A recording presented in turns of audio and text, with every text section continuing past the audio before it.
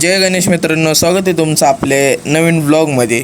तुम्ही म्हणत असाल ह्यो कुठं गल्ली बोळात वगैरे फिरायला लागलाय, तर गल्ली बोळात नाही मित्रांनो, तर आज आपण चाललंय जेजुरीला। तर आपण गेलतो बोपदेव घाटामध्ये, आणि बोपदेव घाटामध्ये तुम्हाला जर माहिती आहे काम नुसतं चालू आहेत, कारण की दगडी वगैरे पडते ते मित्रांनो, त्यामुळे तुम्ही पण जाताना सेफ जावा। आणि इथं बघू शकता विठ्ठलाची मूर्ती, म्हणजे काय मनच प्रसन्न डायरेक्ट। तर मस्तपैकी गेलो आपल्या गाडावरती, आणि गाडावरती तुम्ही बघू शकता माहोल कसा। आणि हा मित्रांनो, उद्या सोमवती अमावस्या आहे, आणि हे अमावस्या 6 महिन्यानंतरच येते, त्यामुळे जेजुरीवर भाविकांची खूप गर्दी आहे। आणि तसं पण उद्या पालख्या असल्यामुळे मित्रांनो, उद्या इथं थांबायला पण जागा नसणार, आणि इथं खूप गर्दी असल्यामुळे आम्ही आजच दर्शन घेऊन निघणार। तर मस्तपैकी मित्रांनो आपलं आतमध्ये गेलो, आणि खंडोबारायाचं तुम्ही दर्शन घ्या। त्यानंतर ना आलो आपलं बाहेर, आणि ते पण पालखी बशी। तुम्ही पालखी बघितली असेल तर पालखीचं पण दर्शन घ्या। त्यानंतर ना देवळाला आपलं प्रदक्षिणा मारत होतो, आणि गणपती बाप्पाचं दर्शन घेतलं, परत म्हाळसा देवीचं वगैरे पण दर्शन घेतलं, पण ते मी व्हिडिओत काय दाखवलं नाही।